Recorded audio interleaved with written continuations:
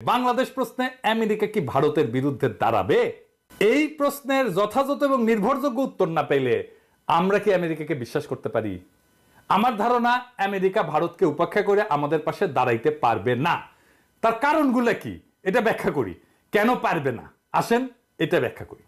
যে কোনো দেশের কোনো একটা নীতি, পররাষ্ট্র নীতি বলেন আর রাষ্ট্রীয় নীতি বলেন না কেন, এটার কেন্দ্রীয় একদম মূল বিষয়টা হলো জাতীয় স্বার্থ, দেশের স্বার্থ।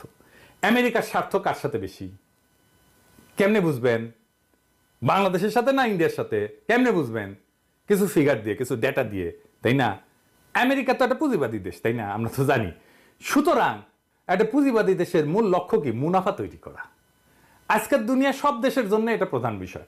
2022 সালে আমেরিকা এবং ভারতের মধ্যে বাণিজ্যের পরিমাণ কত ছিল জানেন? $191 বিলিয়ন।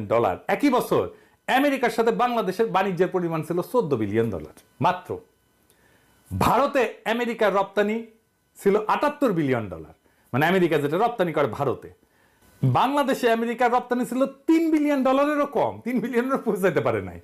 2022 সালে ভারতে আমেরিকার সরাসরি বিনিয়োগ ছিল $46 বিলিয়ন। আর ওই বছর বাংলাদেশে আমেরিকার সরাসরি বিনিয়োগ ছিল $0.5 বিলিয়ন। আধা ফুটে পয়সা দাম দেয় না আপনারে। এখন আপনারাই বলেন আমেরিকার অধিক মুনাফা কার সাথে? বাংলাদেশের সাথে না ইন্ডিয়ার সাথে? ভারতের এত বড় রপ্তানি আর বিনিয়োগের বাজার বিসর্জন দিয়া আমেরিকা বাংলাদেশের সাথে থাকবে, এই চিন্তা আপনি কেমনে করবেন? ধুর পটান আমাদেরকে, আমরা বুঝি না। আমেরিকা কখনো আপনারে পাত্তা দিবে? কখনো ভারতের উপরে দিবে না। ভারত যেটা বলবে সেটা আমেরিকা মাইনা নেবে, এটা লিখে রাখেন।